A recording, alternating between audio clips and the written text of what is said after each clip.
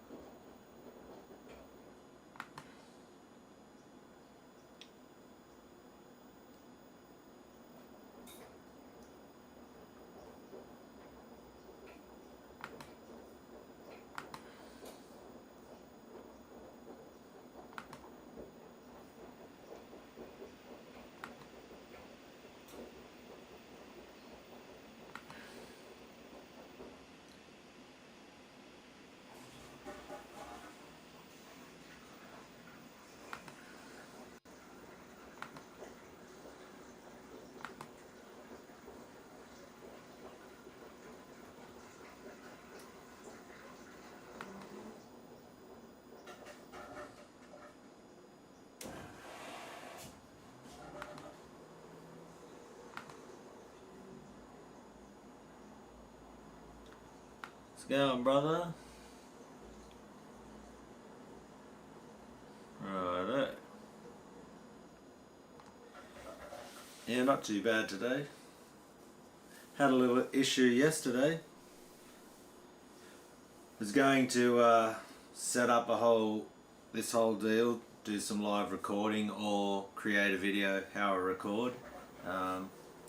We had a little issue, but it's going, brother. It's going legendary. That's how we'd say that one.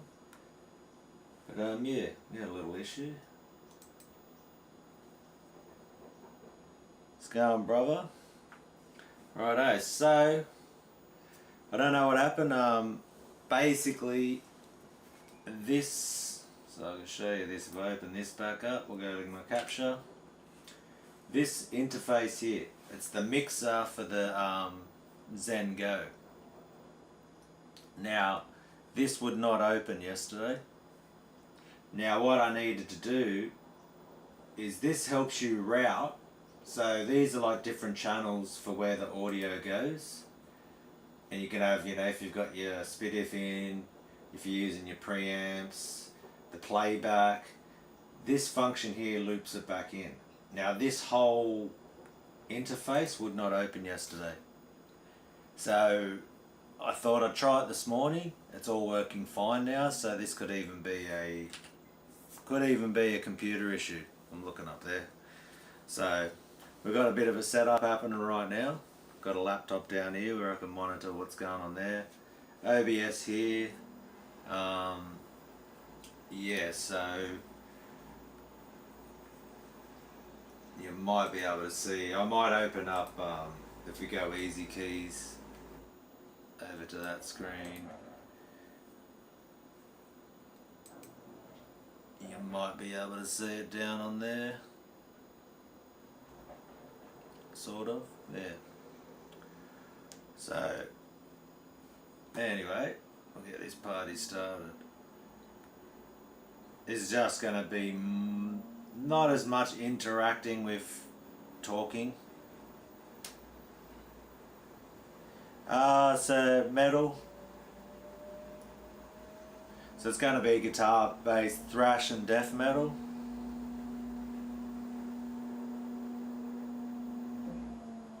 So very much guitar based. Yeah. I'll get this open there, my OBS, so I've got that going. I'm going to mix some probably synths with it. So, I was thinking of, I don't know if I'd do it in E flat or I've just set up a guitar in C, so I'm going to be running a solid state setup today. Just might open this up, let a bit of natural light through. So I might grab that guitar. So that's one of the guitars I was thinking of using, as you can see by the guitar.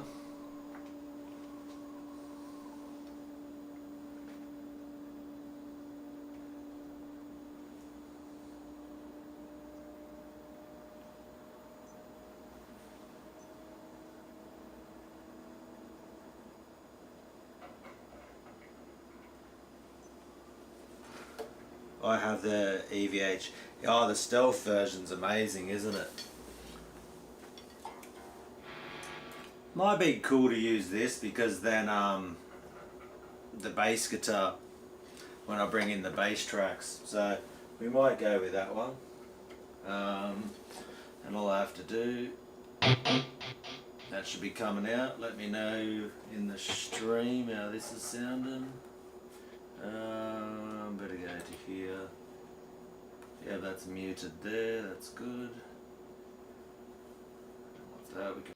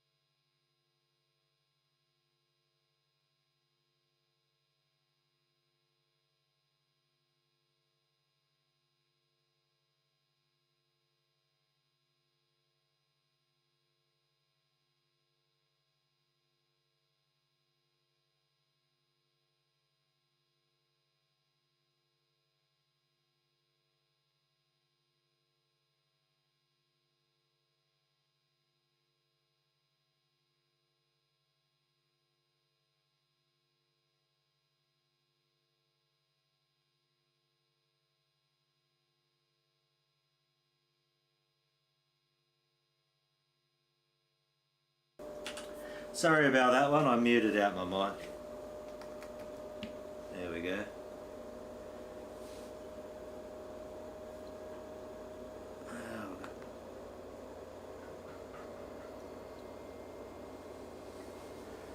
Well, she's got a bit of background noise, eh?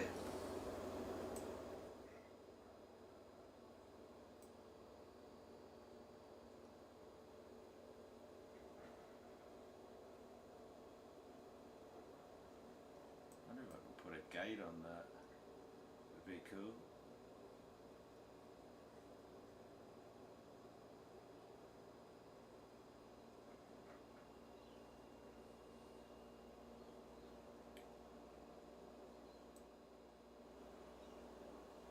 Yeah, I'm doing my laundry too, so that mightn't be helping. Ah, Australia, mate.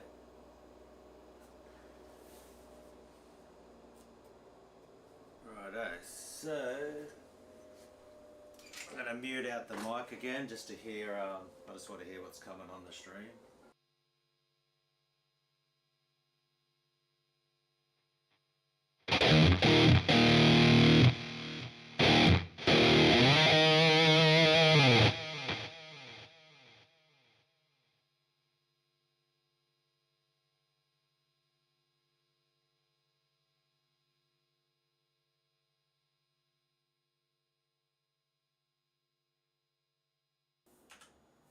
Little bit loud, isn't it? The guitars and the drums, so.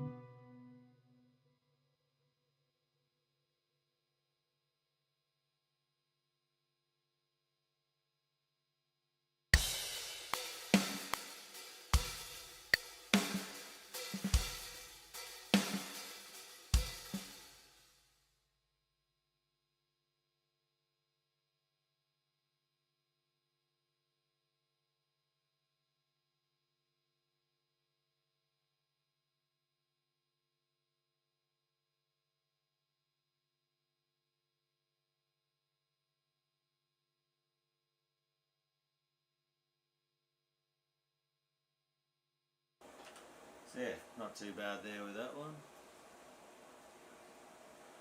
Might even try to...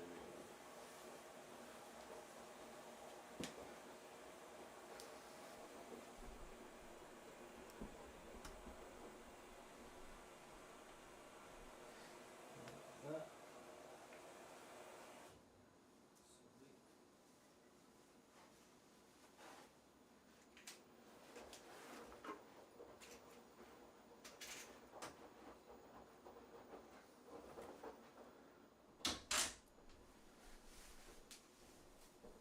That might help with the background noise right there.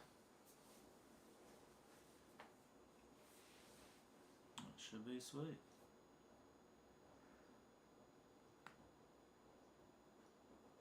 Cool.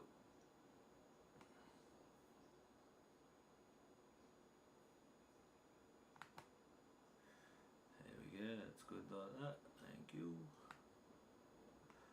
Sweet as. Let's get this party started. So, what we're going to start off with, we'll even get rid of this track here. I was just testing out to see what's working. Here's my guitars here. We've got a bus channel set up here with this program right there. So this just, I thought it'd be cool to just show you the whole process, because people have asked, like, you know, the amps I'm using, all this type of thing. So what we're doing, we've got the 2 notes torpedo wall of sound. This one's called King Rattan because it's an Eric Rattan preset. What I've got is 1, 2, 3, 4 cabs, 4 57s, and then you can then go in and start, after you've recorded, you can fine tune, tweak some things around. So it just makes a really full sound. On these two, I've got reverb, these two no reverb. So it gets you that bit of room sound, which I always like. Yeah. And then we've got this set up here. Go capture again, let's see if that goes. Let's see if my OBS works off the hotkeys. Yep, awesome. Righto. So then what we're using today right here is it's a solid state Rocktron.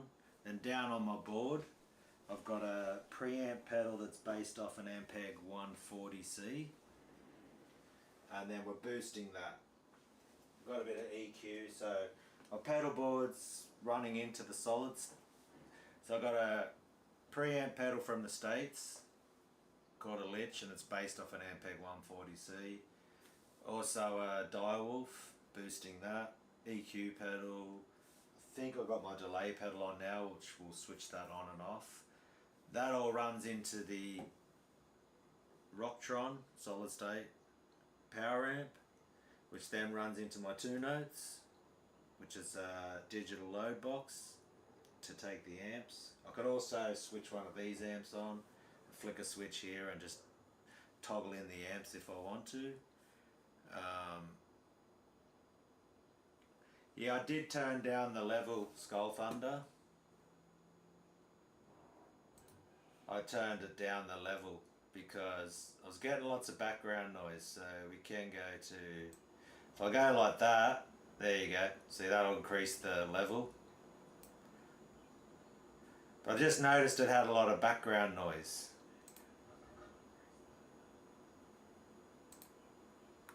But this one isn't really going to be about, I might turn down the,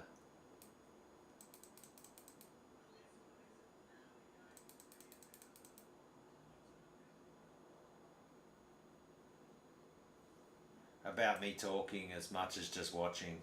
So the mic will probably go off while I just get while I do this whole thing. So it's basically what's going to happen. I'm just also trying to experiment, trying how to capture. I had an issue yesterday with trying to get this whole thing captured, and then trying to make the door work while I'm going to other programs. There's a lot of, and I couldn't open one of the software programs, so it could be the computer, could have been the software, we don't know, but I've ordered a new interface. I've actually got, and like everything, you're going to spend money and you're going to find out whether or not you were right to spend it. I'm actually got this one right here. I've just ordered this one. If I go capture again, I've just ordered this thing. Mbox interface. It's going to be better for the YouTube channel, and yeah, a lot more connectivity, things happening. I've heard good, bad things about Avid, but from what I've seen, it's basically what sold me on this one. We'll be right, DJ City. Is this the inputs and outputs? So it's got one thing with the cheaper interfaces, they don't have this SPDIF. Okay, that's the big thing, because my 2 notes need SPDIF to be a quieter signal. I've tried that before. We've got, you can hook guitar pedals into it, a lot more functionality. We've got Bluetooth connection, so you can actually hook up your AirPods to it or Bluetooth speakers to hear what your mix sounds like. Lots of cool things like that. So I thought it's for what it is and what other people offer, and then all you have to do is push this button and the mixer interface, which is what this thing is here. That's your mixer. A routing, so a lot of in audio interfaces now come with software programs that allow you to route, but not every audio interface has the same capabilities. So it basically comes down to the cheaper the interface, the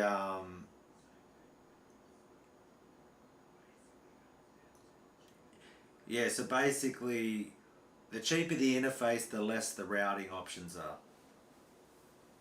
And that one has got like a lot better audio, a lot better interface. And I've had a problem yesterday trying to get this Zen-Go interface once they get a bit old. And I think Avid's probably, from what I've read, they're going to do the same problem.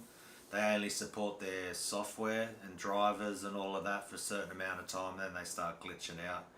And the computer I've got, it's 4 years old, so I'm waiting for that just to die because planned obsolescence. But enough with me talking. I'm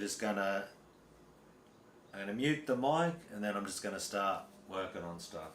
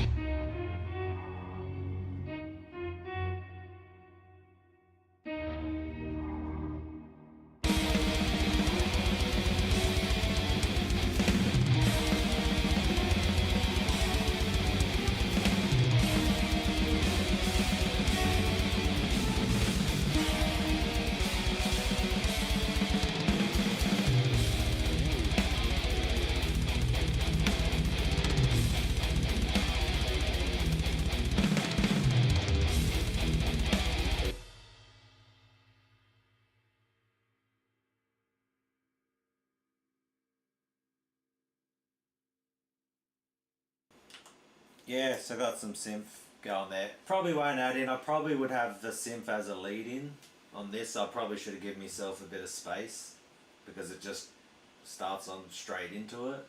So that'll be a bit of a pain if I have to move everything over. But the main thing I'm showing here, which is a new technique that I'm doing, is recording the riffs to a click track and then bringing in the drums later. Which I used to always I'd do the drums first and program it, and then I would worry about and then I'd try to play riffs over the drums I've got. But I'm finding a lot more freedom in my riffs and not trying to have to lock in with a blast beat if I just play to a click track.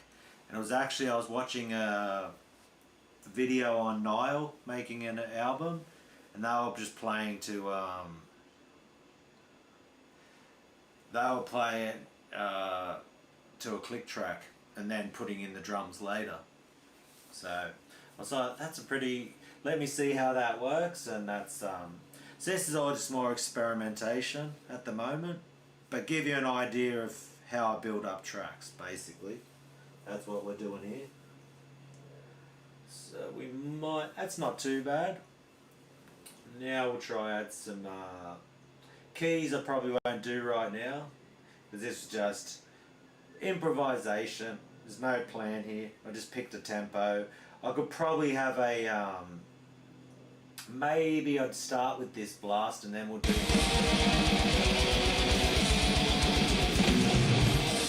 so when it ends, probably towards the end here, I'd be like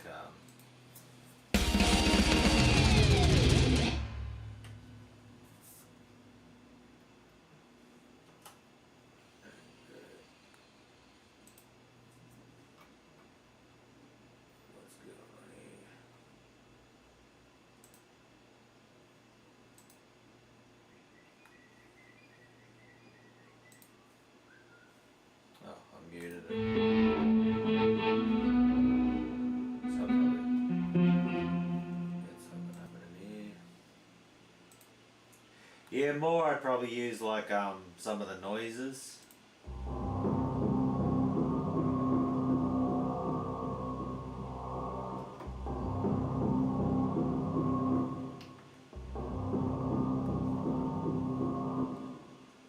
Something like that.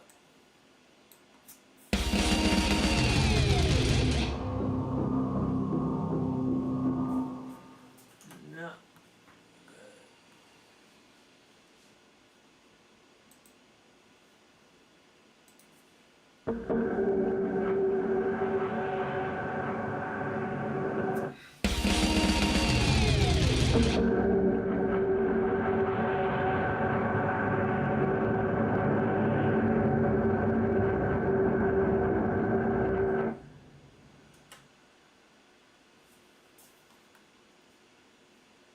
Yeah, so do I. It's all imagination, but how are you going to put it to drums? So, yeah. This is all improvising as I'm going now. It's just more trying to, I'm finding the drums are holding me back. So, anyway, this is more just my process, experimentation at the moment. But straight away then I've opened up a riff now. So what I could do now is we could then go straight away from this into some, I'll get some different, we'll get keys.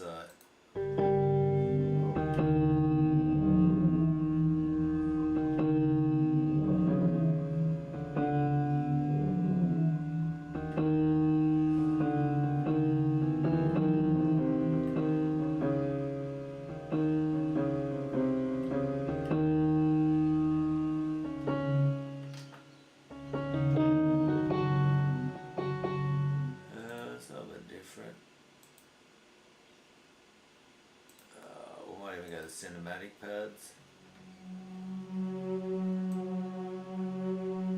So now I got a new synth.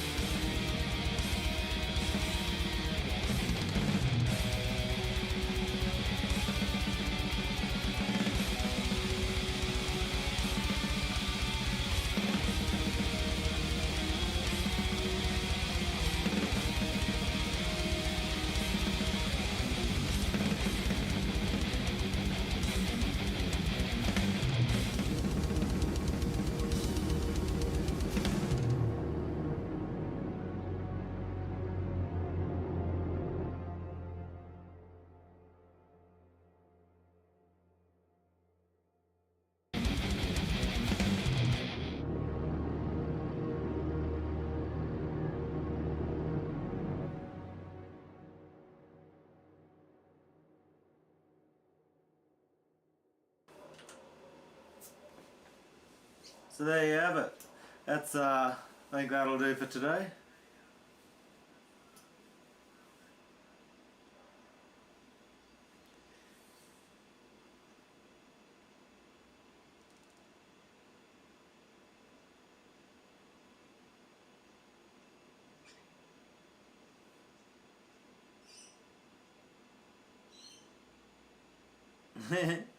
Look at Aspro Panadol for that.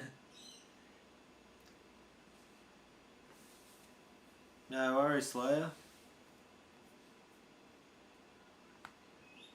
So yeah, that's there's a little. I'm glad it actually worked at least. The sound coming from the door. Because yeah, I spent yesterday trying to get this thing to open. This thing right here. It wouldn't open yesterday. I spent 8 hours. I spent from 1:30 to 11 last night trying to get this program here to open up. And then I thought, and then silly me, it's always the way, isn't it? And it could be my computer because it's 4 years old. And then I was so annoyed, and I saw this thing where you can pay it off over 2 years. I've got this Latitude, and I went and was like, I was so freaking frustrated. I went and bought this, which, hey, this one's doing the job now, but this one looks like it's going to work better. It's just got some more features, better interface, more ins and outs. We'll see how I go. And apparently it comes with Pro Tools, so yeah. And then I start seeing mixed reviews about this thing, so we'll see how I go with that. It's meant to be pretty cool, or just a bunch of advertising photos. It's got actually a reamping thing too, so not that I'm even going to use that, but I like the amount of ins and outs it has. And it looks like it's made for guitar players, so yeah, that was something. And then, like I said this morning, this started working, and then it started getting captured by OBS, so I could actually play it back. So if I mute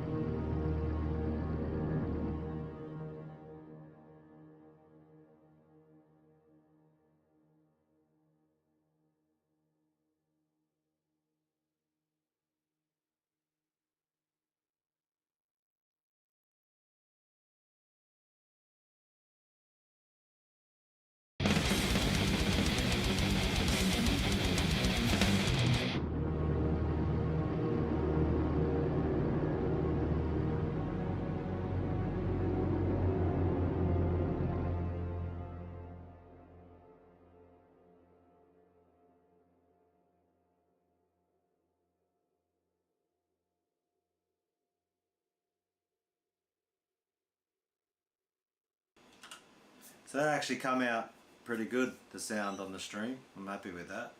Because that's, yeah, I spent so many hours yesterday. That's why I didn't put out a vid for YouTube yesterday. Normally Saturday's a good day where I put the work in.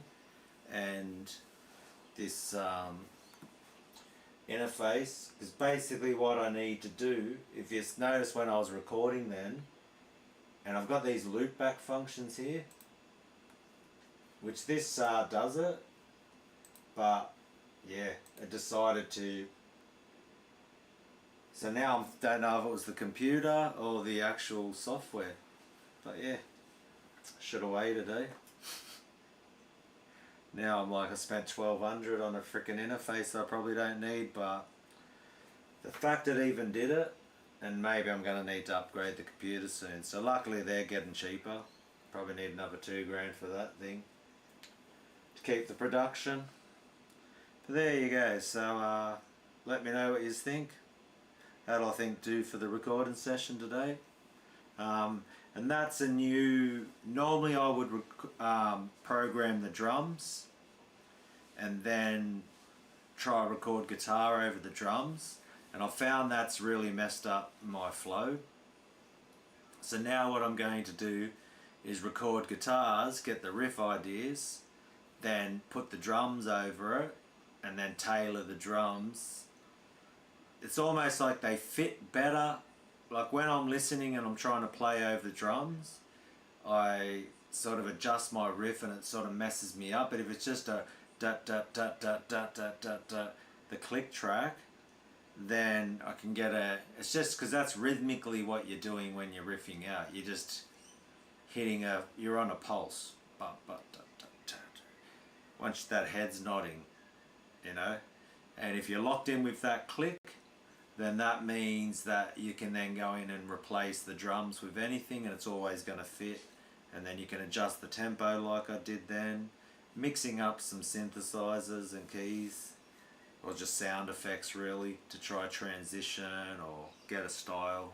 But yeah, that was just off the top of the head. No, just improvised as I made those riffs up. Had an idea on my Patreon. I posted those chords, black metal, and there's also a guy who reached out to me. I think it's Devil. He's got a black metal channel teaching you how to play guitar. So that's where those chords and shapes got inspired from.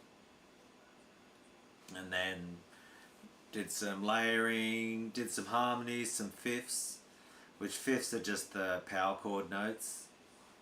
But it's just a bit, you can sort of hang one note out, tremolo picking one, and just that interplay between when two guitars are playing. So yeah, let me know what you thought about that one. And I thought, yeah, it was not a bad idea just to do a live stream where I'm just recording. And that took, like I said, to try and set this whole thing up so I could actually get the sound out. So it's another new thing I've learnt right there, and that was messed up, like I said, my schedule or the way I normally pump out videos for my channel. But this was something I thought would be cool, and then maybe I can even do it where I edit it down into a video instead of such a long process that you're watching as you go. I thought it'd be cool to yeah, chop up and then screen capture ideas as I'm recording, and then might help people how I get the tones and all that type of thing. If you have any questions now, because I'm probably going to have some lunch soon.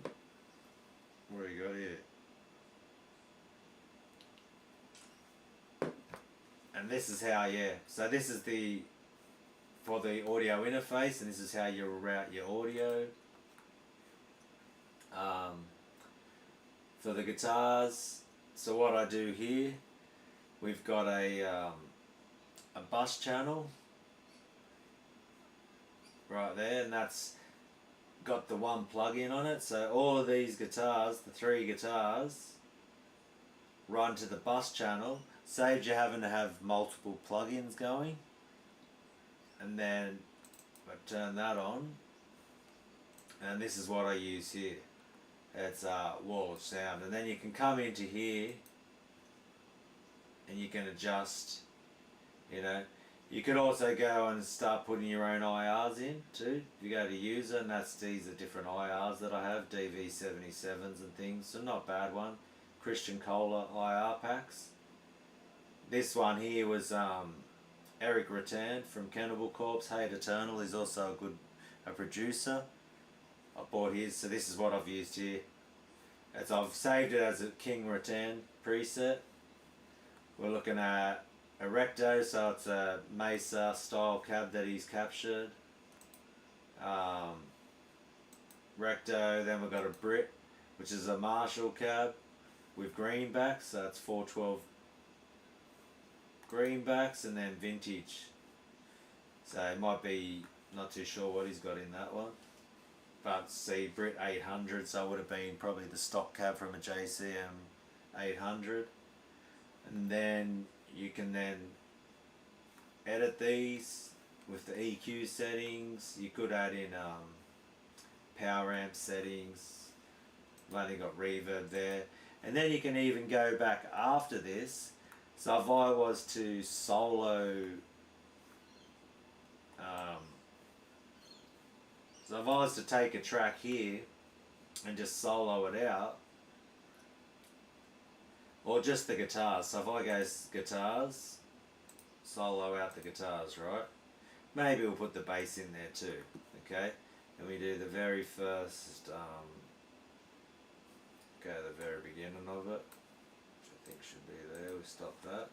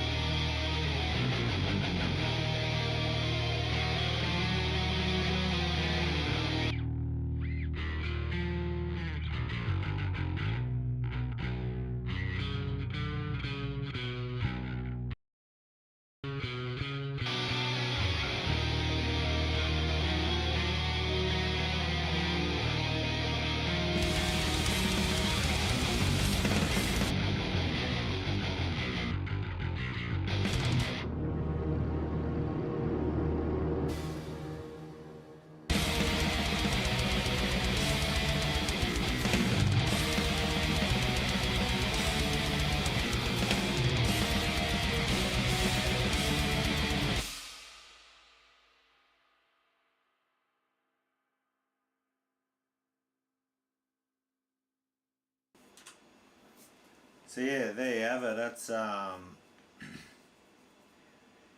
I do it. And then you can go back when you use the torpedo wall of sound plug-in. You can then EQ more. I was using a solid state setup today, which was based off an Ampeg 140C. So it's a preamp pedal that I got from the States, with a boost pedal called a Direwolf, and that was where the distortion was coming from, which was all feeding into this, which is a 2 notes torpedo live, so it's a digital load box.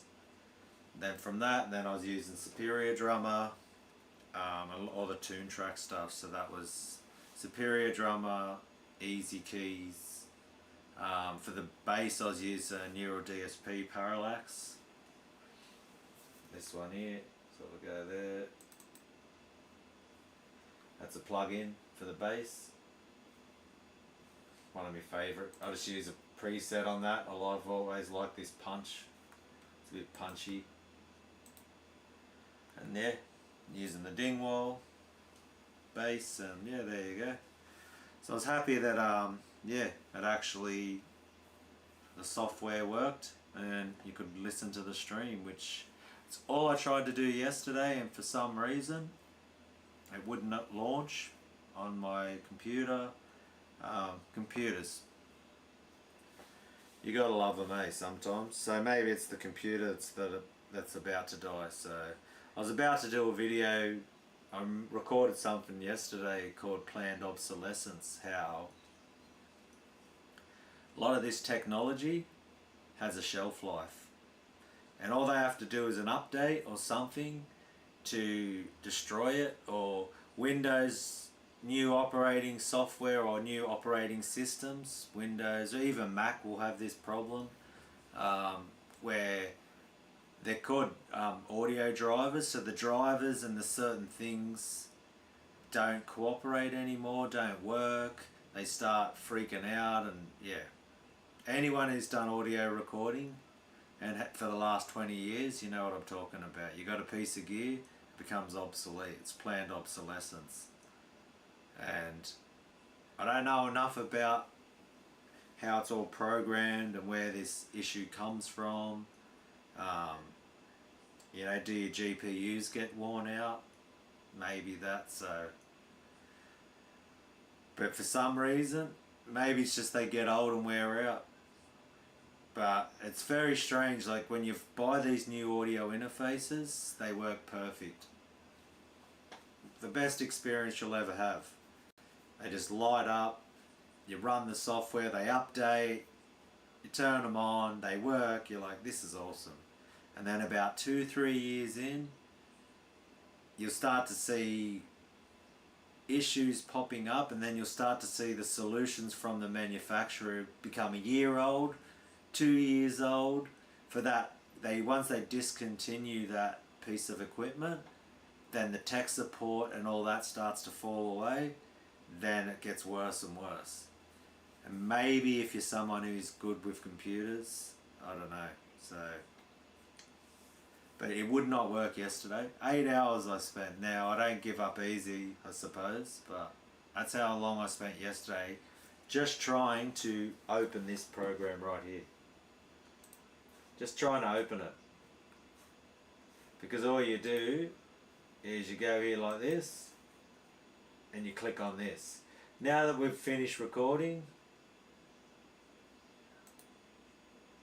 I might change it back to a SPDIF.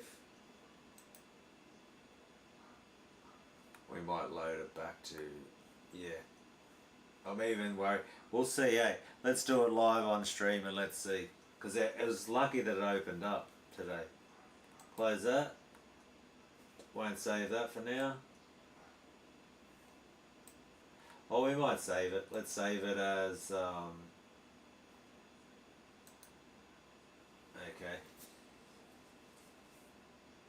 Live stream.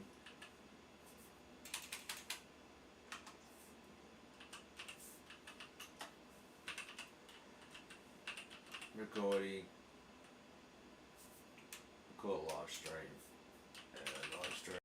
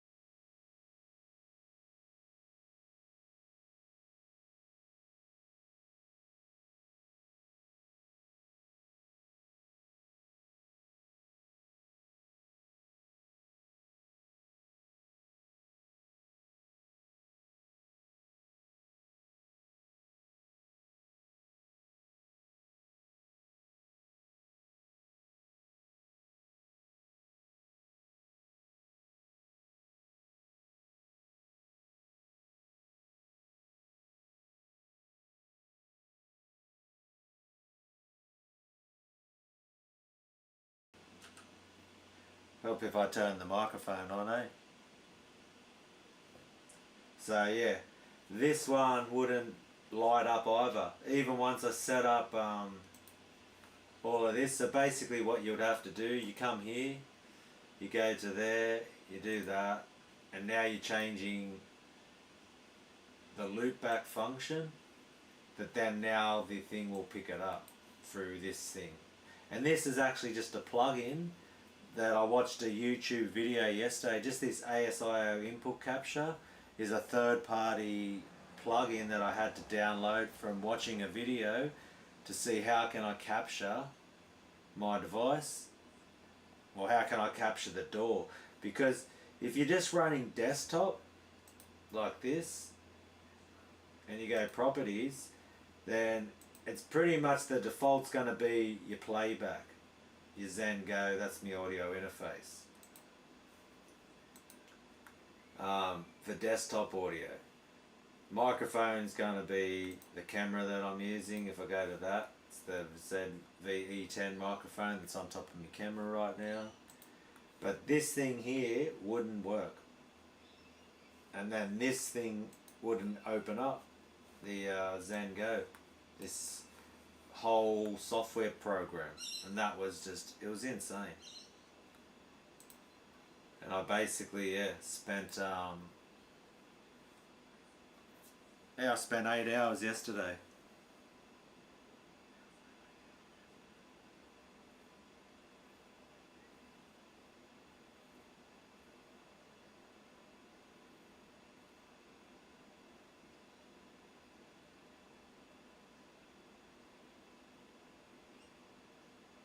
Yeah, I hear what you're saying, no wings. So yeah, because isn't that like, I know what you mean, because that stuffed me up, the update messed me up. Because I got the chat down here, which I might be able to bring it up on here now.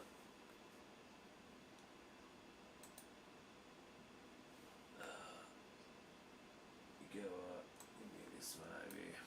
Open it up there. There we go. Put it on is that more? Yeah. Yeah, I get what you're saying. So you must have experienced no wings, because it's yeah, it's insane sometimes. The amount of you know what it's like. It's just, it's insane. That's all I can say. You put all, you have everything is, anyone who's worked with it, like everything works fine. And then one day you go to use your computer, and this simple work process that I do, which was just opening up one software, you just click on the app or the software program to be able to change, you know, or load up the save routing things that I have, because to stream is different to record is different, all these different types of things. And it's how the pathways, you use that software now.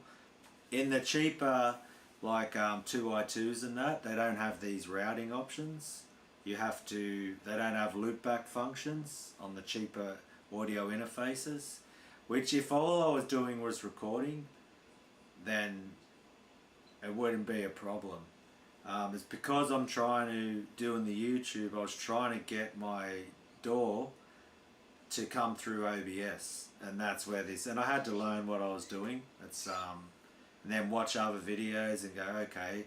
Then they say there's voice meter and all these different types of things, and even with the loopback function, OBS still needed a third-party plugin called ASI Input Capture that another YouTube guitar player made a video showing. And I'll tell you what, if it wasn't for these forums and people on YouTube who have figured this out, the companies don't care at all. They got no idea. Like, people who don't work for the company figure it out and actually share it with people just because they're nice and they understand the frustration. And if it wasn't for these good people, like, I wouldn't have been able to do half the things that I've done. It's like Google and good people, YouTube and tutorials showing you how to do things with computers. Man, I'd be stuffed. And whoever comes up with these third-party plugins, you know, and it's lucky people even try them out, and then you don't have to worry about getting the wrong ones or getting ripped off or anything like that. And that was, like I said, using my solid state setup. Which next time I can now, if I want, I can actually use these amps and run them through the DAW, and then you can hear what these amps sound like on a live stream. Which is what I was trying to do, was just how I record, how I set, you know. I just wanted to capture that, I thought it'd be a cool part to add onto the channel, more different ways to interact, more different content that I can create, things like that. So, but sometimes I tell you what, especially when you don't know what you're doing, but that wasn't even the issue. It was like, today it's working fine. I just got on here straight away, I was like, holy crap, it's working. The interface opened up, it needed an update, it worked, it loaded, all the pathways. I'm like,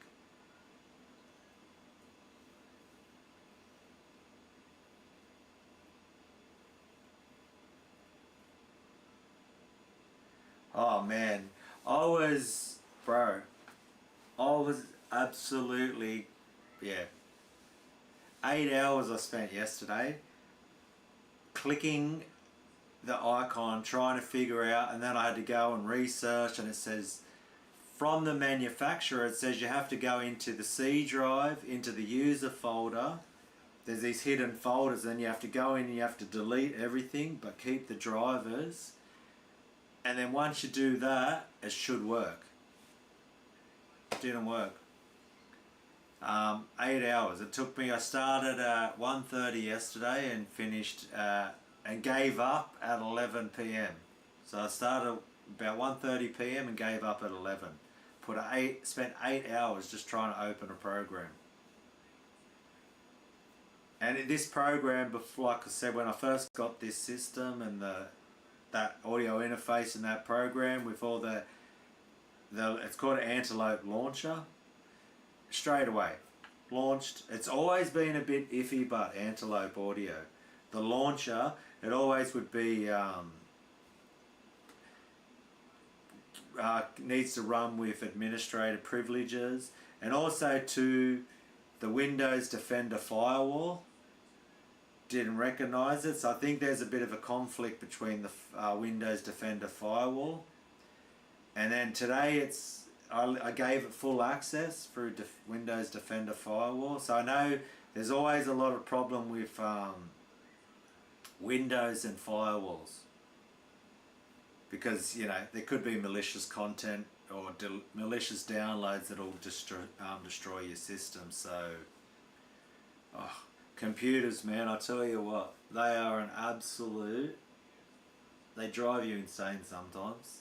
But it's, if you want to live in this, like operate in this space with creating content and audio interfaces and all this, and it's just, and a lot of this, like, people will say which one should you get, all of this, and you can't find, like, when it comes to, you can find YouTube videos. No, firewall is a, so I connect it through USB, and then there's a thing called Firewire. A firewall is what, it's a virus protection software that Windows has. So it's a firewall to stop malicious software. Yeah, so it's a Windows thing. They call it a firewall. So it's, yeah, it's like a antivirus measure. But it is similar to Firewire or Thunderbolt. So there used to be Firewire, I don't think they use it. They tend to use Thunderbolt now.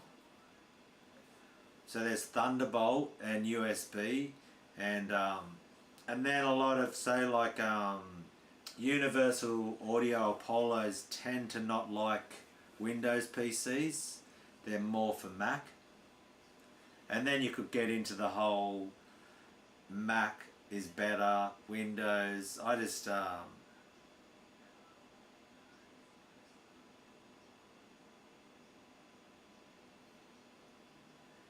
man, it's insane, bro. It is effing insane. It is just like, mate, older me is a lot more calm, but mate, I was going crazy. I was just like, this is insane. And it got to the point where I said, you know what? I need to, I'm just gonna bloody, you know, I'll put this on top of their display capture. I'm like, I was so frustrated, I went and just bought a new interface. And it's only going to be a matter of time before the computer dies. I've got 4 years out of this PC now. Cost me $3,000. The computer, it's gonna die. It's on its. One day I'm gonna switch it on. I'm gonna get the spinning wheel of death. Just keep spinning a circle. But I'm used to it with computers. The amount of money I've spent on computers, it is just, bro. I reckon since, because you know, I started 2004 trying to record. And I reckon it's planned obsolescence with computers. They say it's the processors, but I don't know. Because they work fine, and it's basically, they've got to keep updating, and they don't work with new, especially if you get something new. A newer operating system doesn't like to work with an old one because the drivers, I don't know, it's just insane.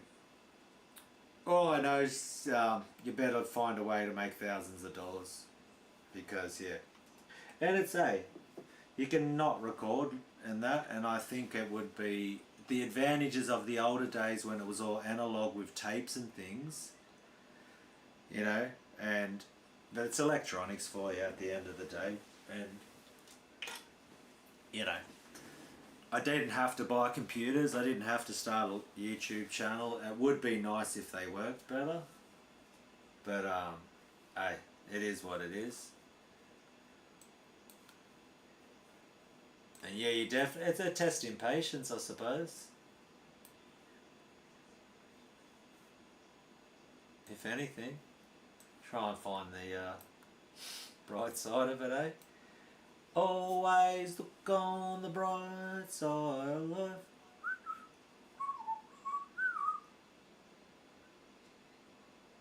Collaboration, he could recondition service share. I'm in Sydney, West Sydney, so I'm probably, even if the computer does take a dump, I'm probably, because I'm running a 2060 NVIDIA graphics card. So for the video editing, I wouldn't mind trying to step up to like a 3060 or a 4060. And it's been 4 years. To get 4 years out of a computer, I've had them die quicker. I remember spending $800 on a laptop and it pretty much with Windows Vista on it. And I think I got 6 months out of it and just died. And it's pretty, one good thing that I would say is that the positive in all of this is that as things get better and cost more, the thing that is shit or not as good was awesome 4 years ago. So the fact that it cost me $3,000 for a 2060, now for like 1100 I could get a 3060, and it'll kill it, you know. This PC's a decent one. Like it's got a it's done me really, and I got it from Harvey Norman. It's been awesome. Like it's got an AMD Ryzen 7 8-core processor, 16 gig RAM, so 360 must run at 3.60 gigahertz. So it's an 8-core processor, which for the time, it's a good bloody PC. It's done me well. But I'm trying to figure out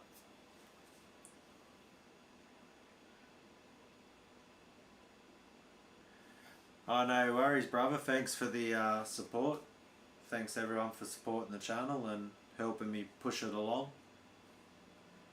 You know, it's addictive for sure.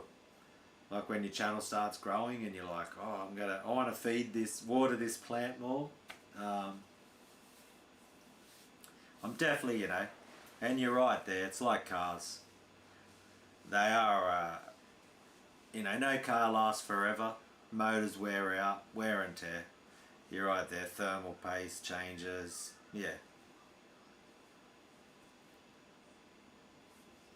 It's just part of, it's almost like you could walk everywhere or ride a bike, pedal power bike, or you can buy a car and you know that you're going to probably have some mechanical things that need taking care of, and hey, it's one of those things. So I've just that what got me and why I ended up buying the interface, the new one, was latitude. You get 2 years to pay it off, interest free. So that's pretty much how I get most of my stuff when I'm like, I want to, you know, I want to upgrade now. So it's definitely going to be sick, this new interface. Like the software operating system with this interface destroys this antelope. Apparently, like, what are they called? Avid, the M-Box and all of that, apparently that's a really good thing. But I've heard problems with their, another one, they make them obsolete. They definitely don't support drivers. But this happened to me 2004. I bought a Eddie roll for $800, made in Japan. Would have been, was it like Windows 5 or something back then, maybe? Oh no, it was Windows XP. It would have been Windows XP, and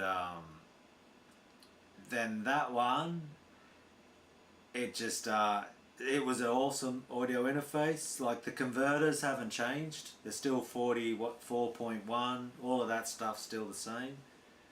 You know, 40, 4.1, 48 and 96. Sample rates, all still the same. Memory has changed, the amount of memory, which has helped these programs become more in depth. Remember when I had like it's like a 256 megabyte, and that was like added storage. So it was crazy. But because this thing crapped itself, and then Latitude let you pay it off for 2 years, I went, you know what? Oh, bugger this. And so this will be coming probably this week. Some people don't like the look of it. I think it looks pretty cool. But the main thing, what I like, there's a lot of cool features on it. The cheaper audio interfaces don't have this, SPDIF. It's an acronym for something. Sony something. And why that was important, SPDIF, was the antelope audio. So if I get, not antelope audio, the torpedo. I had an issue with when I'm running this digital load box into, I used to run out of the output of the digital load box into the input, like the mic input or, you know, 1/4 inch input of the audio interface. Now that introduced noise. And when I was playing clean stuff, you'd get me and lots of noise, and to get it to pick it up, you have to turn the gain up on the preamp. Gain is just like gain on an amp. It introduces fuzzes and noises, and if I've got so many electronic things in here, I get lots of interference. And then for years, I was just like, I can't figure this out. For years, I just ran it because that's all I knew how to do. And then I noticed on the back of the 2 notes, so SPDIF is a lot cleaner input. It's just so clean sounding when you're running amps into load boxes. So digital load boxes that you can then use IRs. So that's what this thing here does. It's if you know what a Torpedo Live is, it's so you can take a solid state. This one here is a solid state amp. This one here I've got underneath, it's a switching system, KHE. And each one of these amps, I can just run it into the door. Which I might come back and show you that. I'm going to go have some lunch. And I might give you a rundown of that if you want. Anyone wants to jump back in about an hour. Then I run, that's a tube head. Got a solid state Randall. We've got a EVH 2 tube heads. So I'll run the tube head into that now, but a lot of these modeling pedals are just getting amazing now. This was like a workaround for when you had, if you already had lots of amps, then all you had to do, you know, and this was like, man, what's that now? It's about 5 years ago, and even the Torpedo came out, and the 2 note stuff came out probably 8-10 years ago with the load boxes, and that was an IRs. Now, of all these electronics companies, 2 notes, hands down, the best. They're a French company. They update their drivers on their old stuff. I cannot say enough good things about 2 notes. 2 notes audio engineering, they make the captors. If you've got amplifiers and you want to record your amps, and not use amp sims and all of that. 2 notes, and then the hardware KHE audio switcher, which I'll show you some of that. If you just want to learn more about that one, let me know. And yeah, that's amazing. So thanks for hanging out. I'm going to go have some lunch, and then if you want to, yeah, I might jump back on and run through some of my amps and show you some of this stuff and some of the different pieces of equipment I'm using. And yeah, but this 2 notes audio engineering and switching system, but you're looking at just these 2 boxes here cost me 3,700. That was from Switzerland, I think. Pretty sure it's Switzerland, the KHE. And that was 2.5 grand.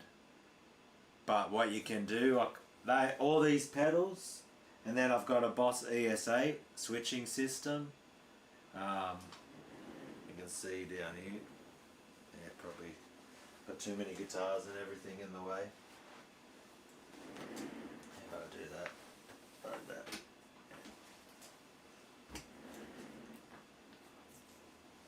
So down there you can see the pedal board.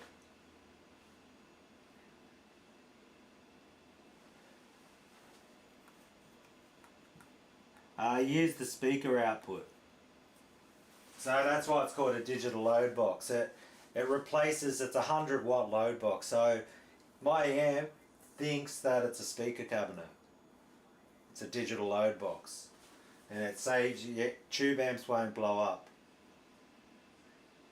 And then I've got this thing here, that's called a Boss ES8. And what that does is all of these pedals run through all of these heads. These three heads just need one pedal board.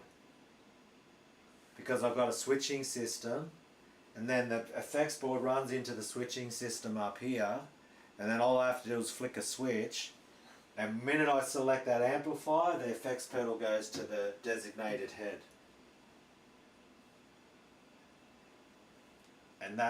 And then when I want to, and then there's a 4-cable method. So if I want a delay pedal, I put the delay pedal goes into the effects loop of this one. Each one of these amps effects loop is engaged, and then that's for the ES8. And then if I'm using my solid state power amp, and down here there's this one here, right there, you can't see it, but what I've got my foot on, that's a preamp pedal. And so what that's pretending to be a preamp on an amp, but then you need a power amp to power it. So then what would happen is, if you wanted to, so a delay pedal goes after the preamp. So what it is, you've got the input of your amp, it goes into the input, through the preamp of the amplifier. After the preamp, that's where you put delays and things. They just sound cleaner. You don't have to. But in clean amps, and if you...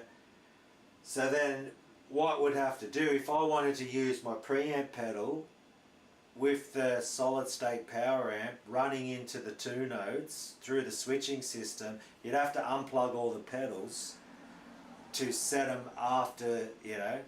Or you'd have to, if I wanted to put effects into this amp and this amp, I'd have to unplug the effects loop of this one and then plug it into this one just to use the delay pedal. But this delay pedal runs to 4 amplifiers just with the flick of this switch over here, this switching system. That's the advantages of having that. So if I wanted to, literally what I could do now, so you saw me before recording. I'll give you a quick demo of that and then I'll go get something to eat. So if I turn all this on, right, and I get my guitar, I'll turn that back on. This is just going to be using the solid state. Now, I don't know if I got my door, I think still open. And I think maybe, so if I get my door again, alright, we go back to where we were there, alright? And I go to that cabinet with this amplifier.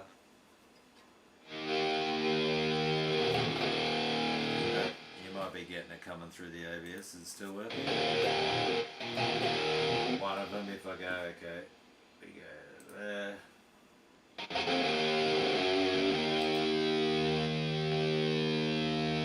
Loop back. Was it 3?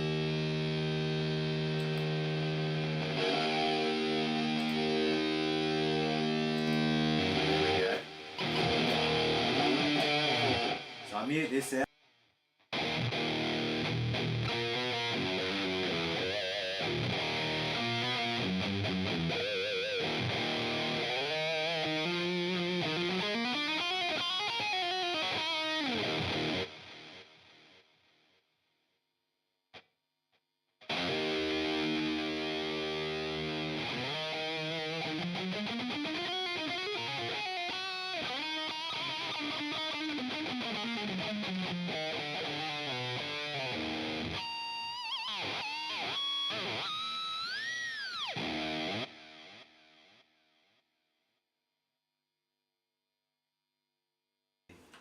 I think I have me muted there. So that's running through the door, okay?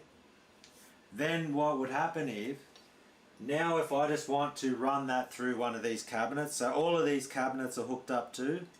So if I want to go through that Randall cabinet over there, I flick a switch.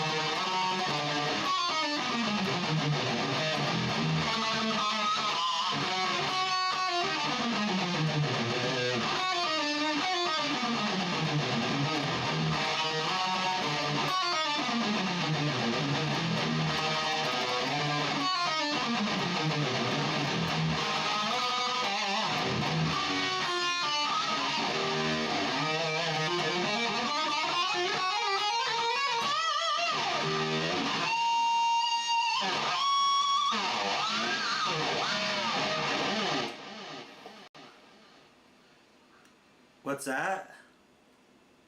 The amp or the cabinet. So that's the same amp.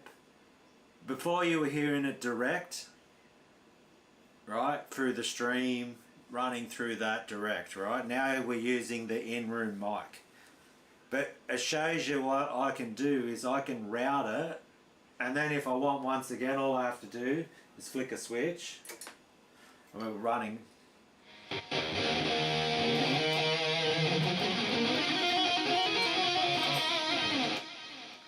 See, that's this solid state power amp right here. So now I've just made that, I've just flicked a switch and it's going into my door now. And if I want to use this cabinet right here, flick that switch.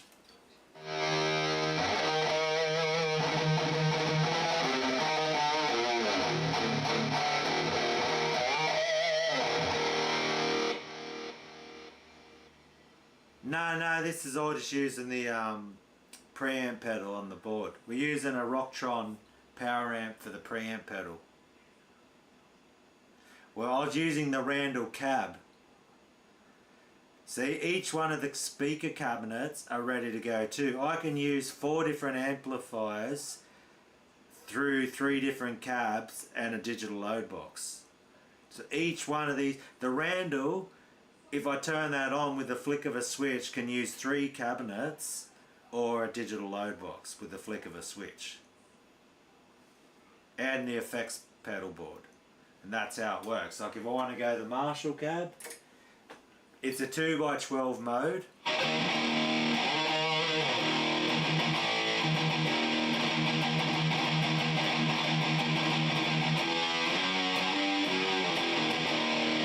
That's the Marshall cab. This is the Randall cab.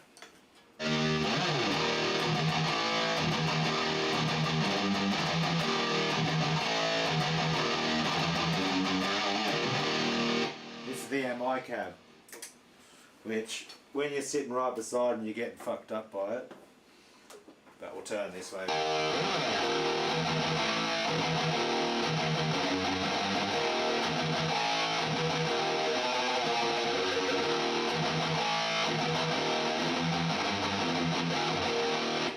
See, that's Eminence Wizards. This is Celestion V30s. Celestion V30s.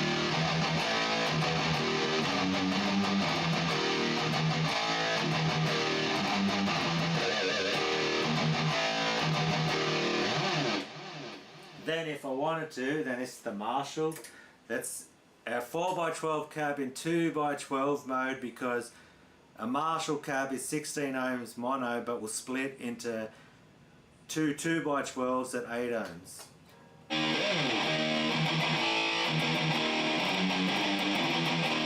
So I'm losing a bit of the oomph and the depth because it's only a 2x12 mode, the Marshall. So I would have to get 4 8-ohm speakers. It's just the thing. So I've still got a vertical 2x12.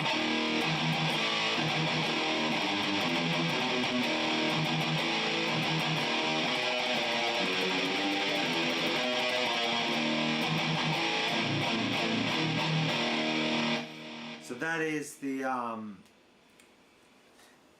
that's the Lich preamp pedal that's based off an Ampeg 140C. So that's my solid state preamp, and I've got other preamp pedals. So if I want to use preamp pedals, then I use a solid state, and that's how I operate preamp pedals.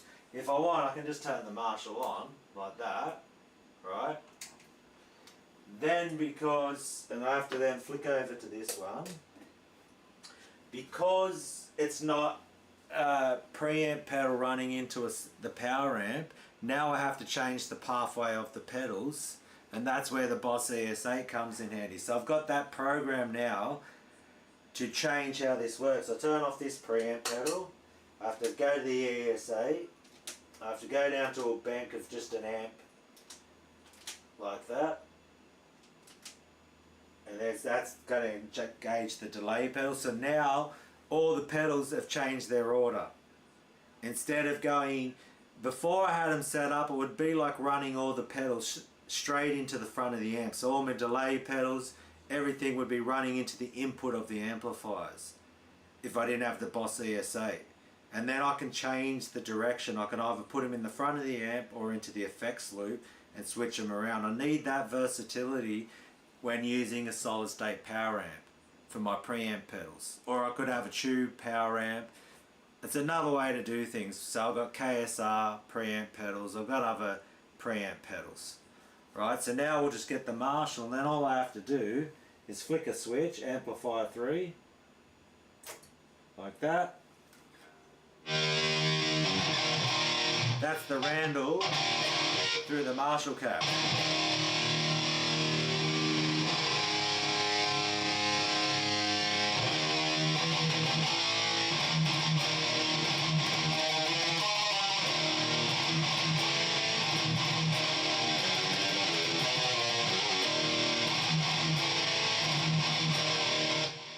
So this is the Randall through the Randall cap.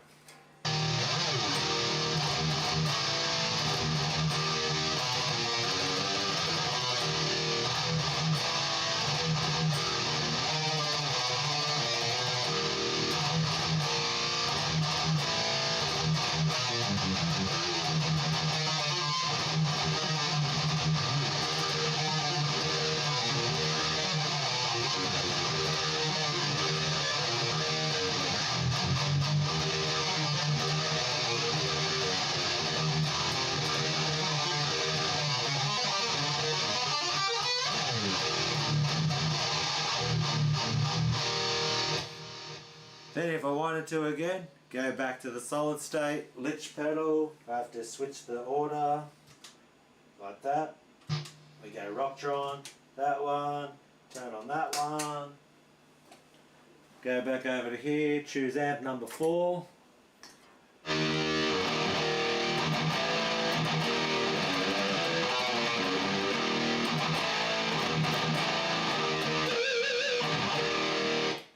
That's the Ampeg 140C one.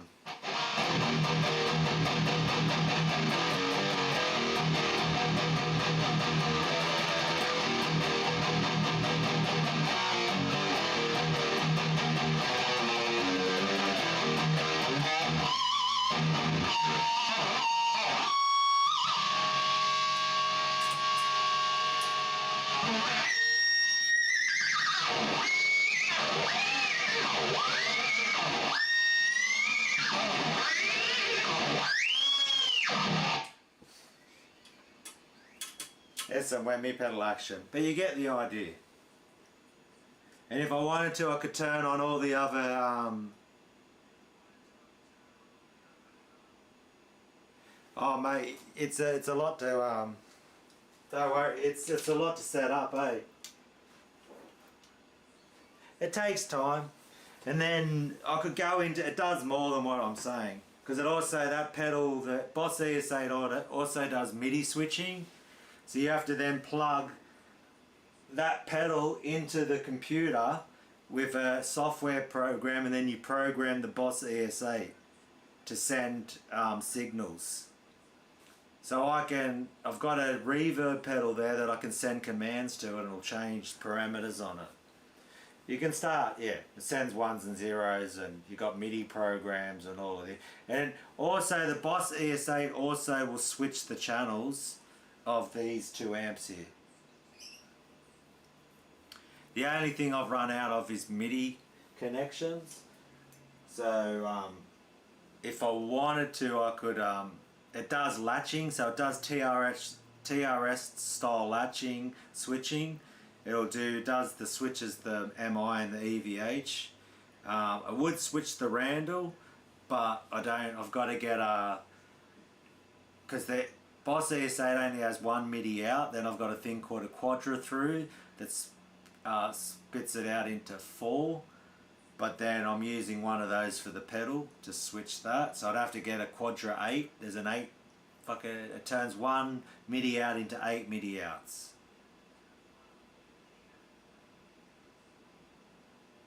Oh, I'm just starting off, brother, that's why I'm not bigger. Got to keep the course. And the algorithm too. It's YouTube just plays with you at the end of the day. They're bloody it's YouTube, mate. But hey, we'll sign off. This is so it was the live recording session. We will if you've just dropped in now, here's a little off the top of the head style how I'm recording. And this is what we did today, so I'll give you a demo of that, and then I'm going to go have some lunch.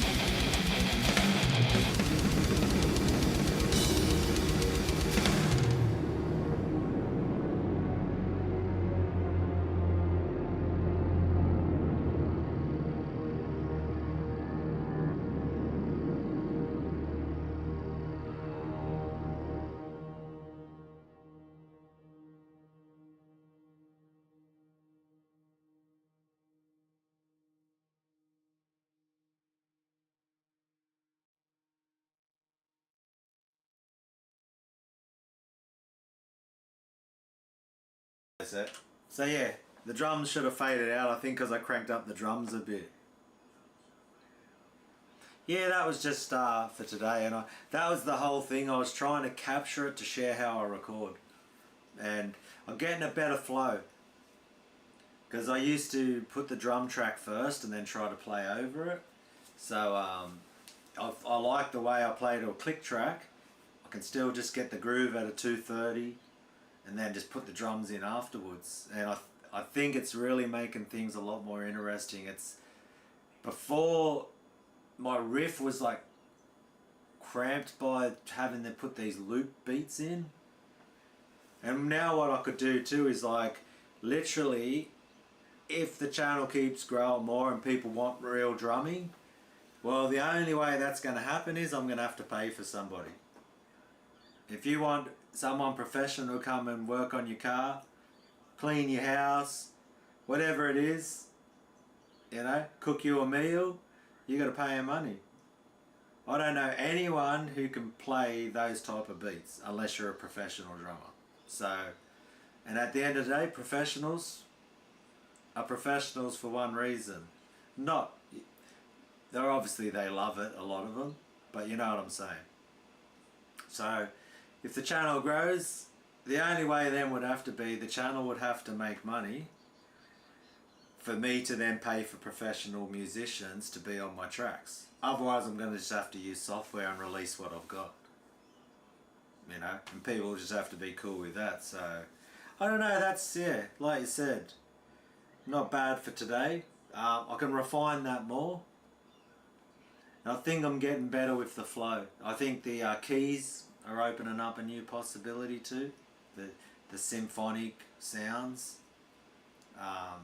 But it's a lot of things people begrudge you on YouTube if you start to gear the channel about money and try to make a living off it. But hey, like, it's one of those things, you know. I would definitely, like, if it's depending on the company, depends on what I'm going to, what products I try and, you know, sell or all those type of things. So yeah, and that's only gonna, and then that's it. The more subscribers, the more views you can show them. Then they're like, well, people are watching your stuff. Can you help us try sell stuff? Which, yeah, I think I would rather more, instead of being like another person, you know, it's a tough one, you know, because I'm 48 years old and I don't know too many 48-year-olds who give a shit or can have the fitness to drum that blast beats like that. They're like, that's like top level drumming. The fitness, yeah. And once again, I've been watching a lot on Nile, and they're drummers in Greece, and they record the click tracks, and then they send it to the drummer in Greece, and he writes something and sends it back, and then once they've got something they're happy with, he flies over to America, and they record in a studio in America. So, you know, that could be a possibility, where I just record to a click track, give it to a drummer, and yeah, he does his magic. But once again, money talks in everything in life, man, at the end of the day. And yeah, I've never worked to a click track before. My whole way I've done this the whole time is I search through beats and I go, okay, and I write the drums of the song first. And it has slowed me down, like, it has stuffed me up so much, eh? It's like, it slows me down. I can't write riffs. I spend hours and hours trying to program, and then I was like, yeah. I just figured it out. I was like, holy crap. I didn't really like the idea. I was like, I don't want to, it didn't fire me up, click tracks. Click, click, click, click, click, click, click, click, click, click, click, click, and I'm like, meh. That's not firing me up like a blast beat. But then I was like, no, fair enough. Then I watched a thing with Niall and I was like, okay, it's good enough for Niall, then it'll work for me. So yeah. I think it's there's a track I just made today. And maybe I've got to be like, you know what, is that track I've made today a little bit of refinement, but maybe that track's good enough, like, you know, I don't have to be so hard on myself, just like do what I can do, try my best. And I think, yeah, I'm always like, it's not good enough, it's, yeah, I'm very picky, but you know, we'll see what happens there. And I think I've just got to try pump something out and have a go, basically. So that's why I did the live stream, working on some tracks. And yeah, if some of I've made a couple of lessons for my Patreon members. So yeah, and I don't know, this is probably going to be my YouTube video for this weekend, the live stream, because you know, because I'm trying to record some music and get something released too. So yeah, I'm happy that I got to share it and be able to put it into OBS and you could hear the track from my door. It took me all day yesterday trying to learn how to do that, and the software program wouldn't work. But I got a new audio interface on the way, and yeah. So that being said, I'm going to go have some lunch. Thanks for hanging out. Thanks for watching the live recording session. Appreciate it. And yeah, appreciate the support of the channel. If thanks, brother. If what's it, Tomb of the Mutilated, I think.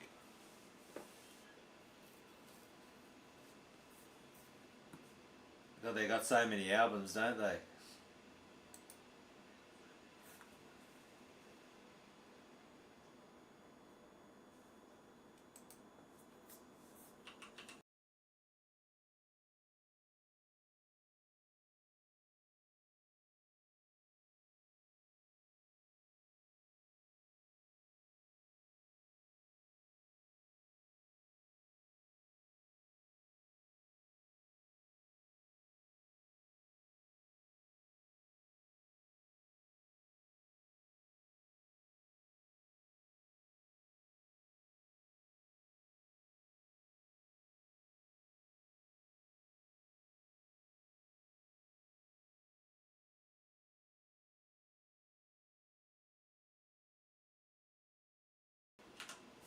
Been talking this whole time to myself, eh?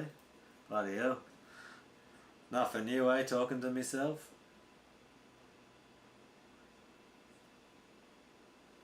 But yeah, so yeah, we'll leave it there. Thanks for hanging out. If yeah, keep trying to push this. If you want to see the channel grow, or like I got a comment before, you know. Yeah, channel's awesome. Your videos are my practice, and I've been getting lots of support, man. We just got to crack that YouTube algorithm, man. The more you watch the videos, even if you go to one of my playlists and you put it on repeat or something, just because that's YouTube, you know. They've pushed two of my videos, and they just don't. And it's the weirdest thing. Like you watch all these things on YouTube, and it says, "Oh, do this, do that. This is the reason why." Man, they dangle a carrot in front of you. You have one video. It's a pain in the ass. There's no rhyme or reason, and I suppose if it grows, it grows. If it doesn't, it doesn't. We'll see what happens. You know, but people, I get that comment. They're like, "I can't believe your channel's not bigger." Maybe my channel needs the Hock tour, and it will grow. And with this podgy old man jokes, then that'll do. Have a great night, evening, day, wherever you are. Sunday in Australia, so yeah. I'm going to go have a feed, as we say. Talk to you later.